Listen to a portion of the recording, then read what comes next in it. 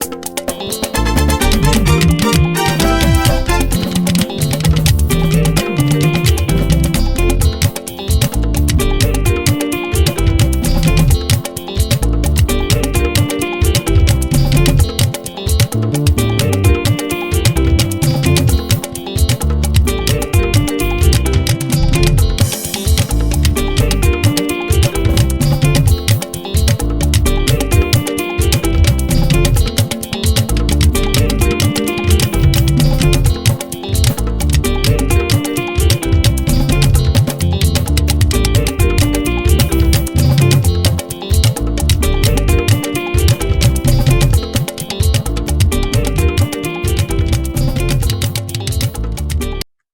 kú dédé àsìkò yìí ní gbogbo ibikíbi tí ẹ bá ti láǹfààní láti máa wo ìkànnì yìí gẹ́gẹ́ bí ìṣe mi àti ìwà mi bó ṣe máa ń sọ ní gbogbo ìgbà wípé tó bá yẹ pé ìgbà àkọ́kọ́ tí ń lélẹ́yìí tẹ́yin bá máa darapọ̀ mọ́ ìkànnì yìí, ìkànnì Lovers Arenas TV ní ìkànnì tí ẹ já sí yìí, mo rọ̀ ọ́ bá mi subscribe sí ẹwẹ̀ ẹgbẹ́ rẹ̀ ohun ẹ ra mi aago kan níbẹ̀ tí àwọn olóyìnbó máa pè ní notification bell, ẹ bá mi tẹ̀ bẹ́ẹ̀ bá ti tẹ̀ tán yóò gbé option mẹ́ta kan wá, ìyẹn kìíní ìsàlẹ̀ ohun tẹ́ bá ti tẹ̀ lẹ́gbẹ̀ẹ́ notification bell yẹn tẹ́ bá ti tẹ̀ yóò gbé option mẹ́ta kan wá, èyí tó ń bẹ lókè ohun tí ń ṣe option a lí àti lí tí àwọn olóyìnbó máa pè ní option all ní kẹ́ bá mi tẹ̀ tẹ́ bá tẹ̀ tán ẹ yọ̀ǹda ẹ láǹfààní láti máa wo ètò wa bó bá ṣe ń jáde ní gbogbo ìgbà.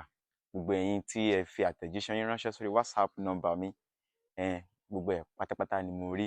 Ó tiẹ̀ tó mọ́mì kan, mọ́mì á ní Ṣẹ́gun ọmọ ìjọ Ìgbò bó ṣe máa ń pè mí náà, wọ́n ní ọmọ Yorùbá tó fojú jọ ọmọ Ìgbò. Ṣé tó bá sọ pé orílẹ̀-èdè yìí fẹ́ pín sí mẹ́ta, ṣé ìwà rí ibi sálọ báyìí?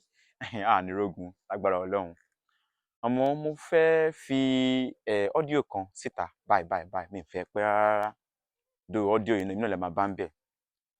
Bàbá kan pè mí láti ìlú òdì kejì lọ́hùn-ún ni dádì yìí ti pè mí. Mo fẹ́ràn láti máa pick call àwọn fans gan. Bàbá yìí wá pè mí, bàbá sọ fún mi pé ọ̀rọ̀ tóun fẹ́ sọ yìí o wípé òun fẹ́ fi enlighten mi mọ̀. Wọ́n rò pé this is huge opportunity fún mi láti gbọ́ ohun tí bàbá yìí fẹ́ sọ. Bàbá yìí sọ pé àwọn ń wo fọ́nrán fídíò kan tí a ṣe lórí ọ̀rọ̀ K1 wọ́n sọ fún mi wípé rárá o pé K1 táwa ń wò yẹn nǹkan o pé kò ń ṣe ọmọ Ìjẹ̀bú-Òde. Ọ̀rọ̀ ẹ̀ bá fọ́nì sí mi pé bàbá ọ̀rọ̀ tẹ́ ẹ̀ ń sọ yìí ṣẹlẹ̀ sọ síta ṣá ni bàbá wa sọ fún mi pé ó yá tí mo bá ní ẹ̀rọ gbohùngbohùn sílẹ̀ tí mo lè fi gba ohùn àwọn sílẹ̀ pé àwọn ṣetán láti send picture àwọn. Èyí táwọn wí yìí pé ju bàbá yìí máa send picture with proof. Bàbá yìí dẹ́n dárúkọ date wípé àwọn àti K1 the ultimate pé àwọn jọ ṣe kékeré ni. Báyà mú fóònù mi mo bá tẹ recording. Bàbá yìí sì tún dárúkọ ara wọn nínú ọ́díò tẹ́ fẹ́ gbọ́ yìí. Ọ̀rọ̀ yẹn wá ṣe mí ní kàyéfì. Bàbá yìí sọ̀rọ̀ gan-an, ọ̀rọ̀ yẹn long pé àwọn àti K1 the ultimate ńkọ́ o àwọn jọ ṣe kékeré ni. Pé K1 kì í ṣe ọmọ Ìjẹ̀bú-Òde pé kí àwọn afọbajẹ ńkọ́ kọ́ máa lajúlẹ̀ o pé ṣé kí irú Àkárìgbò ọba Rẹ́mọ àbí ọba Ìjẹ̀bú-Òde àbí àwọn ọba tó ń bẹ lógùn state kọ́ máa dọ̀bálẹ̀ fún K1 the ultimate ni wípé àlá tí ò lè ṣẹ ni. Kódà àwọn ńkọ́ ọmọ ọba ni àwọn. Ẹ wo ọ̀rọ̀ lọ́rọ̀ kì í sábà dùn lẹ́nu tọ̀dọ̀ mi. Mo máa gbé bàbá yìí wá ẹ máa rí dó ojú mi lẹ́wọ̀n máa rí but ẹ máa gbọ́ conversations èmi àti bàbá yìí. Tó bá yẹ pé irọ́ ni bàbá yìí pa gbogbo yín tẹ́ bá mọ ìtàn yìí màá fẹ́ kẹ́yìn náà tún jáde kẹ́ ẹ pè mí bí bàbá yìí náà ṣe pè mí. But mi lè sọ pé ọ̀rọ̀ tí bàbá yìí ń sọ mo fẹ́ doubt ẹ̀. Ọ̀rọ̀ yẹn ó kọjá kí èèyàn pa irọ́. Màá play ọ́díò yìí àjọ fi tí ara wa ń kọ́ a fi gbọ́. Ọmọ kì í gọ̀ kó gbàgbé orúkọ ara rẹ̀. Benjamin Olúwaṣẹ́gun Olúwapamílẹ́rìn lórúkọ mi. Kíá jẹ́ ká lọ gbọ́ ọ́díò yìí. Àrẹ̀mọ Sàkáríyà Adéwálé Adéfọlárìn lórúkọ yín. I'm from Ìgbẹ́gbogbo. Okay. Ọmọ bíbí Ìgbẹ́gbogbo ni mí. Mo dẹ̀ wá láti ìdílé ọba tí mo lè proof para mi ní 100 times. Okay. So mo lọ sí iléèwé kí n bẹ̀rẹ̀ látòrí secondary school. Okay. Mo lọ sí Ìṣọ̀yìn Grammar School. Okay. So mo wọlé 1976. So I was born 1961 December 25. Okay. So mi kì í ṣọmọdé rárá. So Wasiu Ayinde lọ sí school, àwọn kan sọ pé kò lọ sí school, ó lọ sí school. Okay. School ibi tí mo ti mọ̀ was Ansarudeen Comprehensive High School, Ìṣíwọ̀. Okay. Ibẹ̀ ló lọ. Ó dẹ̀ wọlé sí school yẹn ní 1975. Wow. Ó drop out ní second year, that is ó fẹ́ wọ class 3 ló drop out. Nígbà náà lọ́hùn. Nígbà náà lọ́hùn. Dẹ́mọ̀ ìdí tó fi torí ẹ̀ drop out nígbà yẹn. So ìdí tá a fi jọ mọ́ra ní pé ìdí tá a fi jọ mọ́ra ìlú wà ní school wà ní Ansarudeen Comprehensive High School ní Ìṣíwọ̀. A máa ń pe kinní kan, a máa ń ṣe meeting kan, àwa mùsùlùmí, a máa ń pè ní Muslim Society. Okay. A máa ń ṣe Muslim Society, a máa ń rò pé káàkiri school, secondary school. Ó dàbí tí wọ́n máa ń pè ní literary and debate tá à ń ṣe láyé ìjọsìn ní secondary school. Bẹ́ẹ̀ni. Tí mo ti mọ̀ nìyẹn. Wow. So àwọn classmate mi tó ń jẹ́ ọmọ ìlú Ìjẹ̀bú-Igbó, Rashidi Lawal, òun lọ sí Ansarudeen Comprehensive High School. Okay. Ìṣíwọ̀. So tábà tí wàá ní literary and debate, ó máa ń lùlù fún wa ìyẹn òun Wasiu Ayinde yìí. Orúkọ tó ń jẹ́ Wasiu Musa Adésọyà ò sínú orúkọ, ó tún ti ń bí Adésọyà lẹ́nu last week ń sìn. Àwọn òṣìṣẹ́ kò dẹ̀ kí ń ṣe ọmọ bíbí Ìjẹ̀bú land, Èkó ni wọ́n bí sí. Wọ́n bí sí Ìjẹ̀bú Òde. So wọ́n bí sí Ìjẹ̀bú Òde? Èkó ni wọ́n bí sí. Wọ́n bí sí Ìjẹ̀bú Òde. Wow. Èkó ni wọ́n bí sí. Lẹ́yìn ìgbà tí bàbá ẹ̀ ò sí mọ́ ni ìyá ẹ̀ fẹ́ bàbá kan tó wá láti Ìjẹ̀bú. Okay. Ìmọ̀ Ìjẹ̀bú tí bàbá yẹn fi wá. Ṣé ti rí bàbá yẹn rí? Bàbá yẹn ló mú nímú bàbá nígbà tó ń gbọ́njú bọ̀. Ó jẹ́ ẹnìkan tó kẹtan. Ó jẹ́ ẹnìkan tó kẹtan tí wọ́n tọ́ dé kíní ṣẹ̀kẹ̀ṣẹ̀kẹ̀ mọ́ ẹsẹ̀ ẹ mọ bí akíní tó máa ń mì wórówóró bí aago nígbà yẹn. Okay. Ẹ rí i pé ẹsẹ̀ kíkẹ̀ yẹn ó sì wà ń bẹ̀ dì sí i. Bẹ́ẹ̀ni. Kò change. Bẹ́ẹ̀ni. Kò change ẹsẹ̀ wọn ò change dì sí i. Ẹ bá wo ẹsẹ̀ ẹ rí i pé kò balance. Bẹ́ẹ̀ni. Dì sí i bí mo ṣe ń sọ̀rọ̀ yìí. Ó jẹ́ ọmọ kan tí ó kọlà bíi pé ká fẹ́ kọ ọ̀là Oǹdó fún. If you can go to the olden days record there ní album ẹ̀, lẹ́ẹ̀dì náà máa fi tún ìlà yẹn kọ padà fún. Wow. Ìgbà tó lẹ rọ́ọ̀bù padà bí ìlà tàbá nípa fẹ́ kọlà Oǹdó fún yàn, bẹ́ẹ̀ ni ìlà ojú ẹ̀ rí. Wow. Ṣé ìbá mi yé? Ó ń yé mi. Ìgbà tá a wà ní school yẹn, ṣé mi ò sí ní school pẹ̀lú ẹ̀? A máa ń pàdé ní Muslim Society ni. Bẹ́ẹ̀ Rashidi yẹn, ìgbà tá a wà ní kékeré tó jẹ́ ẹni mímọ̀ wa ni Wasiu Ayinde. Àwa ń gbọ́ orin ẹ̀ lẹ́yìn tá a ti ta nífẹ̀ẹ́ sí. Orin ẹ̀ àwa pẹ̀lú Rashidi a máa ń mu sí àpò késítẹ̀ẹ̀tì Wasiu Ayinde. A máa ń mu sápò lọ káàkiri agbo tá a bá ń lọ, bóyá ibi ìkómọ ọkọ là ń lọ, bóyá ibi tòkú là ń lọ. Bọ̀dá kan wọ́n máa ń pè ní Pope níjẹ̀bú-Igbó. Bọ̀dá yẹn jẹ́ ẹlẹ́rìí mi. Tá a bá ti dé agbo. Hello, ṣé wà ń bẹ̀? Hello? Hello?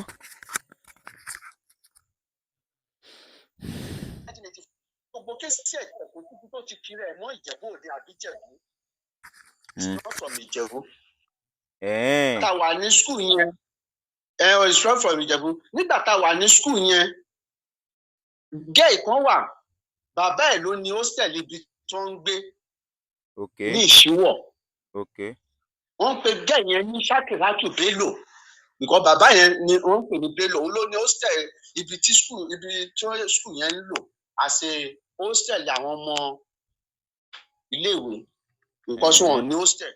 Ilé bàbá yẹn very 90 building báyìí. Ibẹ̀ ni àwọn Wasiu ń gbé. Ìgbà tí Wasiu kúrò ń bẹ̀ ní 1977 ni ọmọbìnrin yẹn gbé owó panla ìyá ẹ̀. Owó panla, go back to this history. Owó panla ìyá ẹ̀ àti bàbá ẹ̀ panla náà máa ń ta dry fish panla yẹn oníṣòwò owó tí bàbá yẹn ń ṣe nìyẹn lọ́mọbìnrin gbé 10,000 ní Wàsíù fi kọ́kọ́ ra ìlú kékeré tó fi bẹ̀rẹ̀ ó dẹ̀ fi ra Honda Civic ayé àtijọ́ yẹn ó rà nínú ẹ̀. Ṣé ń gbọ́ mi? Mo ń gbọ́ yín. Níwèé ó ti lọ sí Àpápá ó ti kọ́ṣẹ́ clearing agent fún oṣù 4 tí ò rí ọwọ́ mú kí gẹ̀yẹn tó wá survive ẹ̀. Ìgbà yẹn first case time kéde ní àwọn láìfẹ́ ńgbà yẹn ó máa ń kí Ṣakiratu Bello ọkọ Ṣakira alájà yín dé wá sí ọkọ Ṣakira ó ti máa ń kí ara ẹ̀ mọ́ Ṣakiratu Bello ńgbà yẹn nìyẹn. So ìgbà tí ó kúrò ní clearing agent ló bọ́ sí ọ̀dọ̀ Bàrí so ìgbà tí gẹ̀yìn yẹn máa survive ẹ̀ ló fi lọ ra irinṣẹ́ yẹn tó ra Honda Civic kí Ṣàgárí àwọn bàbá yìí kí lórúkọ máàlù tí minister for work and housing wà yìí Sarumi. Okay. Sarumi minister for nígbà ṣe Ṣàgárí. Okay.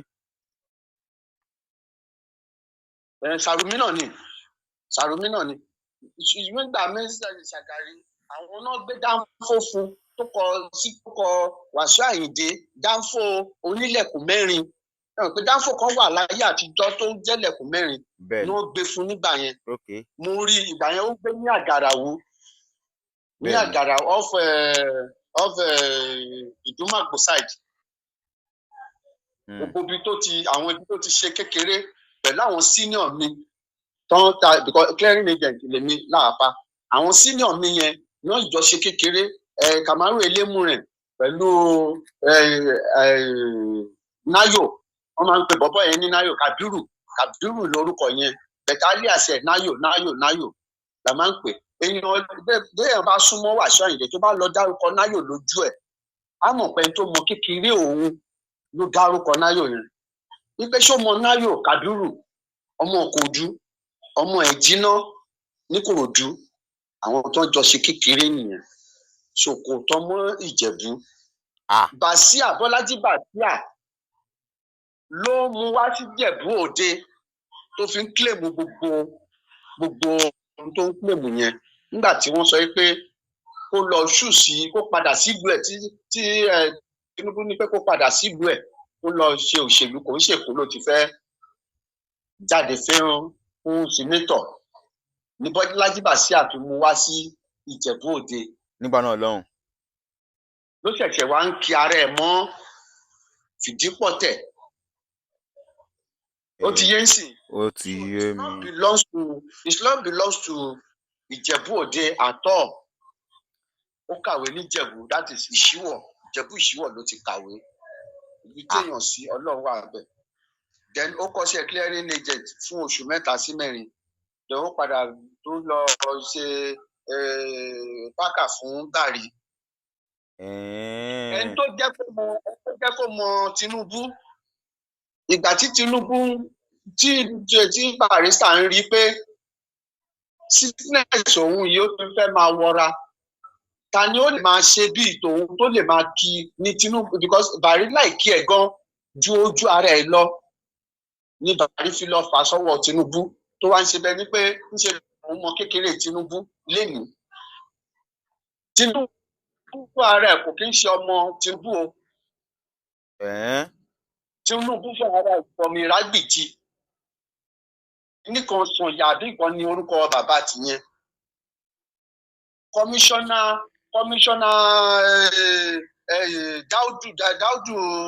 Dáúdù Tinubu is a commissioner for police nígbà rí àwọn AG láyé àwọn Awólọ́wọ̀ òun ni commissioner of police ní Western Region òun ló ń fẹ́ Àbátù Mọ́gàjí Àbátù Mọ́gàjí ló máa ń mobilize obìnrin ìyá dà fún Awólọ́wọ̀ fún máa ń rìn lẹ́kọ̀ọ́. Ṣé Awólọ́wọ̀ bá ń lọ fún kàkó Àbátù Mọ́gàjí máa ń tẹ̀lé Awólọ́wọ̀ ìbáwá nú ẹ kó tà ìbáwá ní anywhere Àbátù Mọ́gàjí ni woman leader ní bàbá Awólọ́wọ̀. Àbátù Mọ́gàjí ló jẹ́ ìyàwó Tinubu commissioner of police fún oṣù. Tinubu lọ bá àwọn ọmọ bàbá ìwé nìbàdàn bọ́sì Ìbàdàn ní kápítà gbogbo àwa ọmọ Ìjẹ̀bú. Mi gbọ́ bọ́lẹ̀ pín sí. Àtẹ̀gbá àti. Ìbàdàn ní kápítà wa ń gbà yẹn. Ìbàdàn ní kápítà gbogbo àwa ọmọ Yorùbá pátá. Ìbàjẹ́ Iléṣà, ìbàjẹ́ Ọ̀yọ́, Ìbàdàn ní kápítà wa, ibẹ̀ ni a fi ṣe lé, especially Ìjẹ̀bú. Ní Ìjẹ̀bú fi jọba ní Ìbàdàn rí. Ìjẹ̀bú gbọ́jọba ń bàdàn rí. So Tinubu lọ máa ń bá àwọn ọmọ bàbá yẹn ṣeré tí ò kí ń lọ lé mọ́, ò kí ń lọ lé bàbá ẹ̀. Ní Àbíbátù Mọ́gàjí fi máa ń wá sí ọ̀dọ̀ ọkọ ẹ̀. Ó máa ń rí Lámídì lórúkọ Bọ́lá Ahmed Tinubu. Lámídì lórúkọ ẹ̀ kò ń ṣàmẹ́ẹ̀dì. Lámídì náà máa ń pè é. Ìtìjú pé ó ti sọ́ṣà ó ti jáde. Orúkọ yẹn ló kà létí ẹ̀ ló fi sọ̀rọ̀ ẹ̀ di Ahmed. Ẹ má bínú gbogbo ọ̀rọ̀. Màmá yẹn fi wá mú wá pẹ̀kọ́ wípé aláàjì ẹ̀jẹ̀ máa mọ́mọ́ yìí lọ ní bàbá yẹn wá sọ ìka kó ń tẹ̀. Ó kàn máa ń bá àwọn ọmọ òun ṣeré, ó dẹ̀ máa ń sùn síbí, òun náà ti kà fún ọmọ òun ò ṣáà lè dínà yẹn.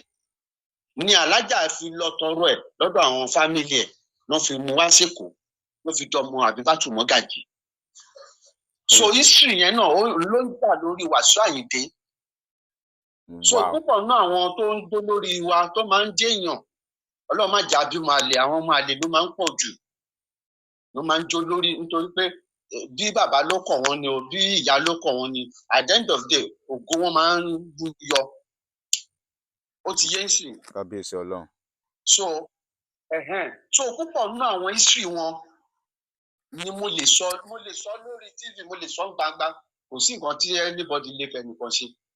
So máa dà pé kéèyàn rí evidence ni o, téèyàn bá rí evidence kò dáa o. Bẹ́ẹ̀ni. Ó ti yé sí. Nítorí pé because wọ́n máa ń ó dàbí irú ìyàwó Àtíkù Abubakar, Títílayọ̀ Àtíkù. Títílayọ̀ Àtíkù Abubakar kò ń ṣe ọmọ Abẹ́òkúta. Dòrẹ́gò lórúkọ bàbá ẹ̀, ọmọ Tógò ni. Dòrẹ́gò lórúkọ bàbá ẹ̀ ní Tógò bí ní Àníhán. So nígbà tí bàbá ìyá kan ló jẹ́ ọmọ Abẹ́òkúta, ìyá yẹn gan ò tún ṣe ọmọ Abẹ́òkúta, ìyá yẹn jẹ́ ọmọ Iléṣà ni ìyá yẹn fẹ́ Dòrẹ́gò bàbá ẹ̀. Ìyá Títílayọ̀ kú náà fi gbé Títílayọ̀ wá sínú tó máa dé náà fi dé sábẹ́òkúta. Ló wá gbé Abẹ́òkúta nìyá yẹn ti ń rọ́wọ́ mú tó fi lè lọ Iléṣà. So Títílayọ̀ ń ṣe ọmọ Nàìjíríà. Láìsí àti kéèsì yẹn fi wáyé tó fi sọ pé Títílayọ̀ báwo ló ṣe máa jẹ́ first lady kìíní kan tó fi ń bá ìyàwó ẹ̀ jáde pé kò ń ṣe ọmọ Nàìjíríà. Àwọn kan mọ̀. Ọmọ Dòrẹ́gò àbẹ́ ẹ̀ ní Àníhán Dòrẹ́gò. So àwọn kan wà tó jẹ́ pé èmi yìí, in fact wọ́n ní travelling is part of education. Téèyàn bá rin ìrìn àjò ó máa ń rí ríṣiríṣi. Like Ìjẹ̀bú Gbóǹsì wọ́n relate mọ́ Kòtónú, wọ́n ní village ní Kòtónú tí àwọn ọba Ìjẹ̀bú Gbó tí ò mọ̀ ń sìn. Tèmi pẹ̀lú yín bá lè ṣiṣẹ́ yẹn ń sìn, à á máa béèrè lọ́wọ́ ọba ìlú gan kò mọ ìtàn tí mo tún sọ yìí. Àwọn ìta Ìjẹ̀bú nílùú ibi tí mo wà yìí ní Kòtónú ń bí gbogbo náà ti wá tán fi sọ di Ìta Ìjẹ̀bú. Kí ló fà á tó fi jẹ́ Ìta Ìjẹ̀bú ni pé Ìjẹ̀bú Gbó tán ti wá, àwọn ni wọ́n wá lé Orímolúsì Ìjẹ̀bú Gbó, wọ́n lé kúrò nípa pé ọba Ìjẹ̀bú Òde tó gbẹ̀bọ̀dè fún ẹ̀gbọ́n ẹ̀ tó jẹ́ ọba Ìjẹ̀bú Gbó. Nígbà tí ọba ìpínlẹ̀ òrìṣà bóyá tá a bá ríra. Okay. Long story ká má bí kí ẹ má affect ti Wàsíù Àyìndé. Oh, that's good. I love that, sir. Ó ti yé sí. I love that, sir. Ọba Ìjẹ̀bú Gbóǹsì tó wà lórí oyè sí, àmì prince, èmi náà wọ́n máa ní máa wà ń pò yẹn. Púpọ̀ ọba ni pé kódà kò sígbà tí mi ní débẹ̀. Mo dẹ̀ máa ń wúra mi pé I'm age of 65 years. Mo máa ń wò bíi pé 40 years ni mí. So that means pé nǹkan yẹn ṣì máa happen. Wow. Kò sí sport tí mi lè ṣe wọn lójú mi. You can go to my DM, so you will see my pictures there. I can even show you many of my pictures. Wow. So start from mo rí pé mo ní future. So I'm a very major in then mo dẹ̀ máa ń ra mọ́tò mò ń tà. Okay, wow, that's good. Share information to the ọkọ fún mi yìí. Iṣẹ́ tí mò ń ṣe ni. Thank you so much. Mo relate mọ́ IG ní Nàìjíríà, mo relate mọ́ big men ní Nàìjíríà. Àbọ̀rọ̀ mi ò yẹ. Mi mú fóònù mi, I'm a police membership too. Wow. I have my uniform. I relate to big men in Nigeria. So kò ń ṣe pé bí mo ń sọ̀rọ̀ àhesọ àbí kankan, òun kọ́. Kò sí wàhálà sá. So púpọ̀ náà àwọn story like Michael Adenuga. Because tí wọ́n bá allow kí ó fi jọba ń sìn, gbogbo ẹ̀ náà máa tẹríba fún wọn dẹ̀ nímọ̀ pé ẹrú ẹni tí ò relate mọ́ àwọn náà ń ṣe náà ń jáde náà allow. Irú àwọn ọba Ṣàgámù àwọn ọba Ìjẹ̀bú gbogbo iṣẹ́ ìtàn dìde sí kán tákù àwọn afọbajẹ yẹn wípé báwo ló kí ló ń ṣe kí ló ń tó bá jẹ́ síta lọ wà láyé tí ìlú Ìjẹ̀bú kan fẹ́ bàjẹ́ ó máa dìde.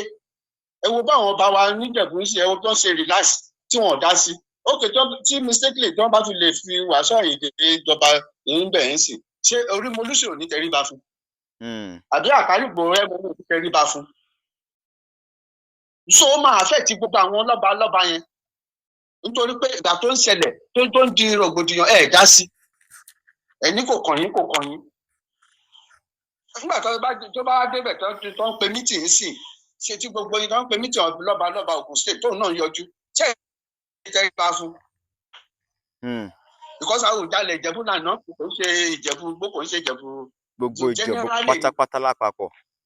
So story tó fa Ìjẹ̀bú gbólẹ̀gbọ́n Ìjẹ̀bú Òde làbúrò bẹ́tọ́lá yìí pé Ìjẹ̀bú gbó òun jẹ́ hunter.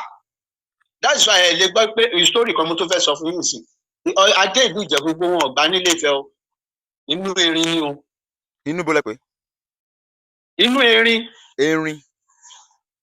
Inú erin náà ti rí bíìdì tó ń fi ṣadé yẹn o. Like elephant lèmi nàbí. Adé ìlú Ìjẹ̀bú gbó. Inú erin lọ́nà Ìjẹ̀bú Òru náà ti pa erin àkọ́kọ́. Ìyẹn elephant. Wọ́n tó pa ìkan ní Ìtòwò nílùú Ìjẹ̀bú gbó ó jẹ́ erin méjì. Ó jẹ́ elephant méjì. Tó ti rí adé elephant méjì náà rí bíìdì tó fi ṣadé ìlú Ìjẹ̀bú gbó. Wow. Adé ìlú Ìjẹ̀bú gbó ò ṣe lè fẹ́ kò ń ṣe àti adé yẹn ń sìn ní adé àkọ́kọ́ tí Àwùjalẹ̀ kọ́kọ́ dé ìgbà tó ń ṣàárẹ̀ tó ń sick ló gbé fún àkọ́bí ẹ̀ tó lọ jọbi tó jẹ́ Orímolúsì pé kó gbé dání nítorí pé tí ọba bá máa tí tóun bá wàjà kóun gbé dání ìgbà tóun ló ṣokùnfà adé tóun dé because Ìjẹ̀bú Òde ò ládé nígbà yẹn lọ́hùn òde tí ì máa sí pé bóyá wọ́n ń gba adé láti ibì kan wá gbogbo yẹn ò tí ì máa ṣẹlẹ̀ ó ti yé ń sìn ní inú erin náà ti bíìdì adé bíìdì tó ń rí nínú erin náà bíìdì adé ìlú Ìjẹ̀bú gbó Orímolúsì. So àwọ̀ yẹn ó wà nílẹ̀ láti àṣẹ̀báyé ní ọba Ìjẹ̀bú gbó Orímolúsì fi ṣépè fún Àwùjalẹ̀ yìí pé kò ní bí ọmọkùnrin tó máa délédé ní òfin bí ọmọkùnrin tó fi wàgbà. So gbogbo àwọn tó ń jọba ń Ìjẹ̀bú Òde ń ti èdè wọn ń ṣe ọmọ obìnrin wọn ń ṣe ọmọ ọkọ gan because àwọn ọmọ obìnrin tí Àwùjalẹ̀ bí àwọn olólùkọ odò Ṣẹ̀bórà odò Ṣẹ̀lú ìlú Mọ̀ṣìbí ìlú kan wà ní Ìjẹ̀bú tó ń pè ní Mọ̀ṣìbí àwọn náà fọ́nkálẹ̀ gbogbo àgbègbè Ìjẹ̀bú Òde. Ó ti yé ń ṣe aláwọn ọmọkùnrin yẹn àwọn náà wọ́n dẹ̀ ọba ìtọ́ tẹ̀dó sí. So it's a long story. Wow. So ẹ lè rí Agẹmọ Ìjẹ̀bú gbóǹsì kó bá Agẹmọ Ìjẹ̀bú Òde kó bá wọn jókòó wọ́n jọ ṣépè fúnra wọn ni. So ọ̀tá ní Ìjẹ̀bú gbà àti Ìjẹ̀bú Òde. So àwọn fóònù kan wà tó yẹ pé púpọ̀ nínú wọn ò mọ̀ àwọn Ìjẹ̀bú Òde náà wọn ò mọ̀ wọ́n kàn ní ìmọ̀ tó ń ṣẹlẹ̀ sí wọn. Ó dẹ̀ máa dà kéèyàn rírun yín kéèyàn rí sójú. Tí mísẹ́kìlì bá wáyé irú ń sì kẹ́mà irú kí lórúkọ ẹ̀ Gbénga Daniel sì ẹ máa ní ọmọ Ṣàgámù sí ni Gbénga Daniel yóò sọmọ Ṣàgámù ọmọ ìjọwá bí ìjọwá àbí òmù ọ̀sáìdì òmù àbí ìjọwá ló ti wá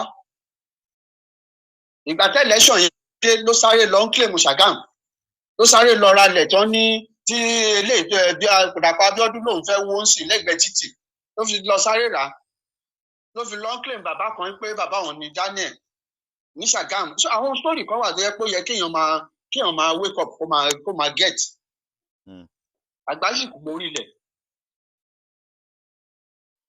Wow.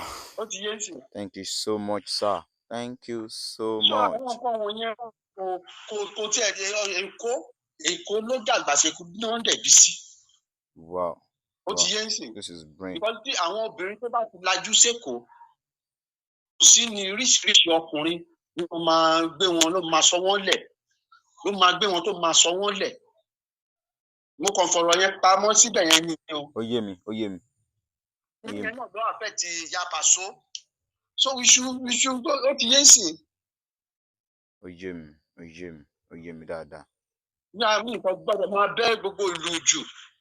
Obìnrin tí èèyàn bá fẹ́ tó bá ti jẹ́ obìnrin Èkó á lè lẹ́fi lè jọ pé mo lọ́mọ àbí kinní kan ló ó ti yé sí. Ó yé mi. Wọ́n máa ń gbé wọn lẹ̀ wọ́n gbé wọn lọ. Yorùbá tí mo sọ kò ní láti fẹ́ lù.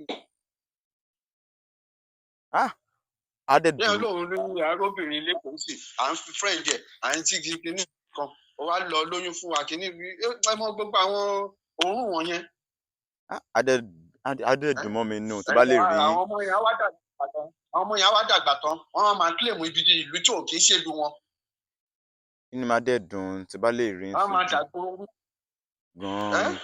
Inú mi máa dùn gan-an tó bá ti lè rí sójú ṣá. I know I can send you many of my pictures. So àfàlẹ́ mi ti kọ́ṣẹ́ clearing agent. I joined my clearing agent in 1984. Kẹ́lẹ́ mọ̀ pé mo ti pẹ́ lórí ilẹ̀. Then after ní mí ní Kòtónú tí mo tún wà ń bí Abacha àti kú Abíọ́lá ló sọ mí dèrò Kòtónú alhamdulillah mo tún ti ní passport ilẹ̀ yìí mo ti ìlú ìta Ìjẹ̀bú yẹn nílẹ̀ yìí ni mo claim ni mo fi jọmọ ìlú ń bí mo fi ní passport mo gbòwé mi tó dẹ̀ hard tó ọmọ ìlú èmi máa ń ṣẹ̀wọ̀n lórí ẹ̀. Ọmọ ìlú èmi ń bí láti gba passport wọ́n ṣẹ̀wọ̀n lórí ẹ̀ ká tó ṣe pé kiri it's a grace ni ibi tí mo dẹ̀ claim mo lè prove ẹ̀ dọ́là so I'm from Ìjẹ̀bú gbogbo wọ́n dẹ̀ gba ìtàn yẹn gan ló ń bí gan ọ̀tọ̀ yẹn tó ṣe wà ń pàtàn yẹn fún wọn.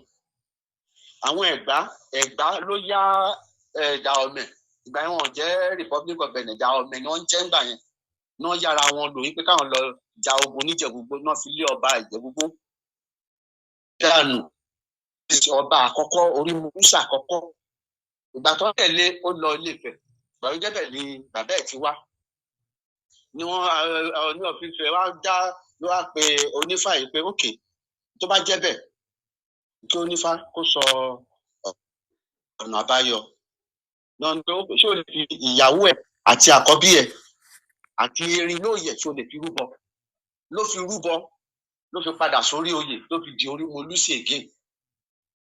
Àwọn tó wá jà fún yẹn tó lè dànù yẹn wọn ò kúrò náà wá lọ múlẹ̀ sí Ìta Ẹ̀gbá níjẹ̀búgbó lọ́nà ọjọ́ táwọn tó bá lọ jagun ìbí èèyàn fi máa ní kí Amẹ́ríkà kó má wàá jagun àbí kí tó bá wá jagun wọn ń kúrò nílùú mọ́ ó ti yé ń sìn làwọn eléyìí náà kúrò nílùú mọ́ ibi tí wọn ti kúrò nílùú mọ́ ní ebi wá ń pa wọn náà wá wá sí Benin padà nígbà oko kan wà nílùú nítorí níbi táwọn ti kúrò wọn ń gbin nǹkan bẹ́ẹ̀ àgbàdo wà ń bẹ oúnjẹ pọ̀ ń bẹ náà fi padà wá pípadà wá tí wọ́n padà wá wọ́n máa ń ṣe ìjọ mẹ́ta kò sí lé ń bẹ̀ wọ́n á bẹ̀rẹ̀ sí ní kọ́lé kéréje ilé alámọ̀ nílé Fúlàní so bàbá kan máa ń bá wọn wá bàbá yẹn jẹ́ bàbá Ìjẹ̀bú so tí wọ́n bá ti wá nídìí kẹrosí wọn á ní gòkè ẹ lọ sọ́dọ̀ bàbá Ìjẹ̀bú ẹ lọ sóríta bàbá Ìjẹ̀bú ẹ lọ ra kẹrosí wá ẹ lọ sóríta bàbá Ìjẹ̀bú ẹ lọ ra kẹrosí wá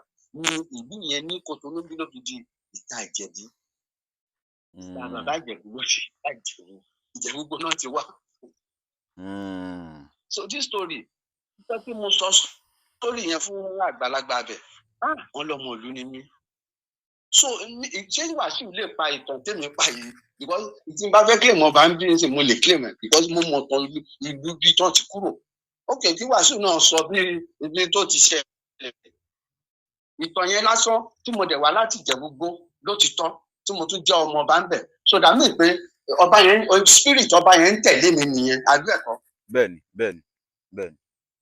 àbẹ́ mọ̀ pé mo ní right ń bí nìyẹn. bẹ́ẹ̀ni ẹ ti ní right already. ìgbà tí mo ti jẹ́ kùsù tí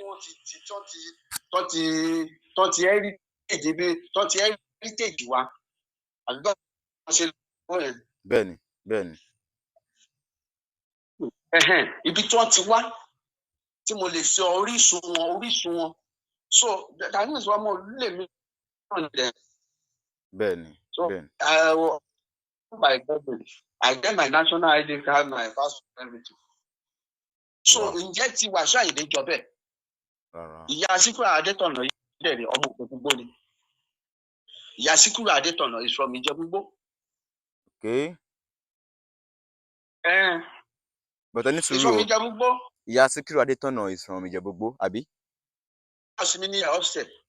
Wow. Òun àti Michael Adenuga wọ́n jọjọ́ ọmọ ẹ̀gbọ́n ọmọ àbúrò ni. That's why Michael Adenuga àti tẹ́ bá wo Síkírù Adétọ̀nà àti Michael Adenuga yẹn á rí i pé wọ́n jọra. Ọmọ ẹ̀gbọ́n ọmọ àbúrò ni Michael Adenuga àti Síkírù Adétọ̀nà. Méjì ilé ìyá. Ẹ sọ pé Ìjẹ̀bú-Igbó àti Ìjẹ̀bú-Òde pé wọn ọ̀rẹ́, àbí? Wọn ọ̀rẹ́ jọ bẹ̀rẹ̀ lọ anybody. How come? Láti ìṣẹ̀ǹbáyé. Báwo ni tìyá Síkírù ṣe wá jẹ débi kó wá bí Síkírù Adétọ̀nà tó fi wá jẹ ọba Ìjẹ̀bú-Òde, ọba Àwùjalẹ̀? Nígbà tó ń ṣe ọba ìgbà tó ń ṣòun lọ́ba àkọ́kọ́ àlọ́ba àkọ́kọ́ gbàrà. Ní à ń sọ kò ń ṣe Adétọ̀nà eléyìí. Ṣẹ̀ṣẹ̀ yé mi dáadáa ni. Foundation Ìjẹ̀bú-Òde everybody wa Ìjẹ̀bú-Òde ni wá. Àkọ́bí bàbá yẹn nísìnyí ló lọ jọba ní Ìjẹ̀bú-Igbó. Bẹ́ẹ̀ni. Ló jẹ́ Orímolú. Olú Igbó náà ọlọ́dẹ ni Olú Igbó náà máa ń pè. Olú Igbó náà máa ń pè. Wọ́n ní bàbá Olúgbó ńkọ́ Olúgbó dà. Àkọ́bí ẹ̀ tó fi rúbọ yẹn orúkọ àkọ́bí yẹn ò fi sínú àwọn olóyè tó lè jọba nílùú. Ògúnpakòdé Ojúromí àwa méjì táà ń jọba ń Ìjẹ̀bú-Igbó nílùú. Ẹ̀kẹta àkọ́bí tó bí fi rúbọ yẹn nígbà tí yẹn ò lọ́mọ láyé. So Ojúromí àti Ògúnpakòdé ló jọba méjì yẹn ni. Inú Ojúromí lèmi wà sí.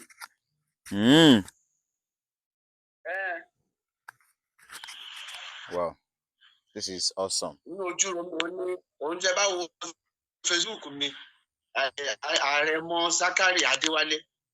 Lẹ ń jẹ́ ń bẹ̀. Ni wọ́n máa ń rí. Òun lẹ ń jẹ́ ń bẹ̀. Ẹni mò ń jẹ́ lórí Facebook mi. Wow. Níjọ́ tí ìyá mi dẹ̀ kú dẹ̀rẹ̀ ọba òkè sọ pé ó dìde gbé ọ̀pá àṣẹ wá. Ìyá Adé náà máa ń pè é.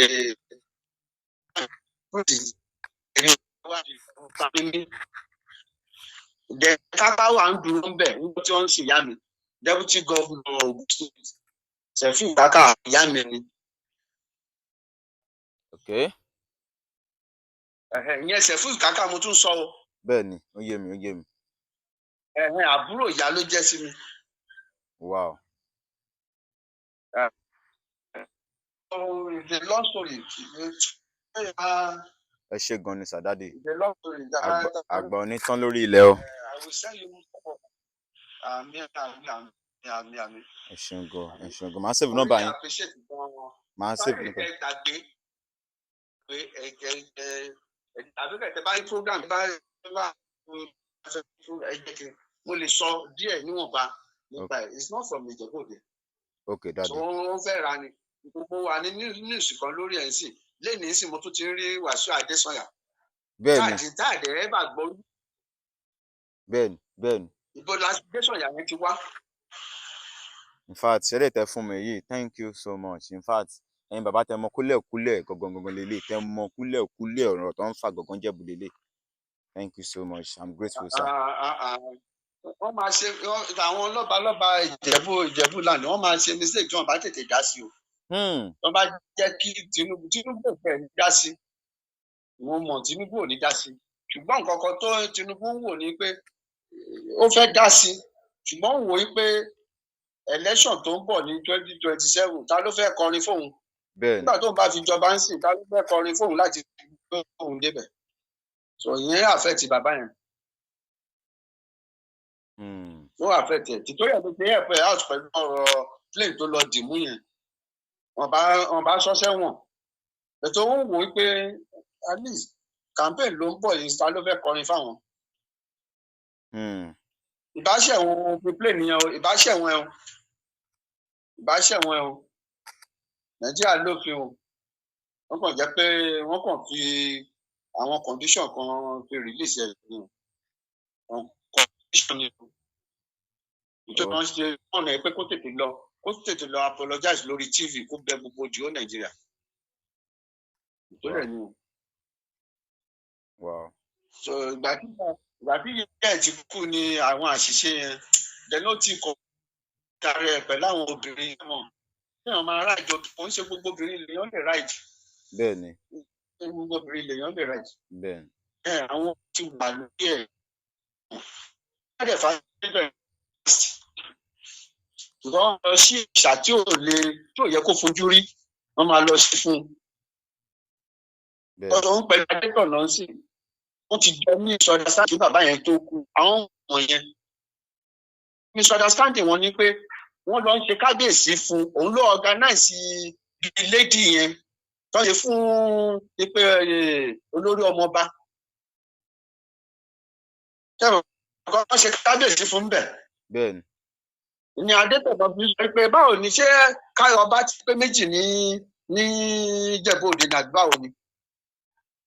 So kò gbà tiẹ̀ rárá nígbà tí kinní yẹn lọ gbà tiẹ̀ rárá bí téèyàn ṣe Ọlọ́run wà bẹ́ẹ̀ o.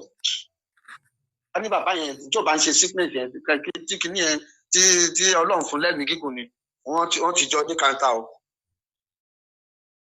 Olórí ọmọọba dẹ̀rẹ́ kò ń ṣe táìtù honorary ni because wọ́n kàn fi qualify nǹkan ọmọ pé Ọ̀túnba Ṣùbọ́mi ní Ọ̀túnba nítorí pé Olísà ò accept oyè tán fún Ọ̀túnba Ṣùbọ́mi yẹn kò accept ẹ̀ Olísà ò accept ẹ̀.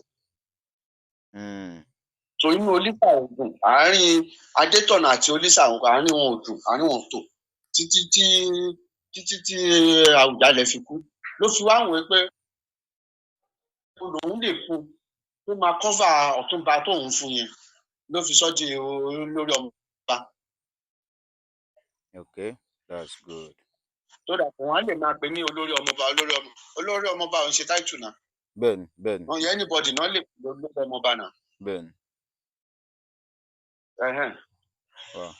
It's not a title Ṣùbọ́mi ló kọ́kọ́ jẹ́ òun dẹ̀rẹ́ ìyàwó bá a ṣe gbọ́ bá a ṣe ń sọ ni wọ́n ṣe ń gbọ́ ìyàwó Síkírù Adétọ̀nà ló fi lọ fún 20 million.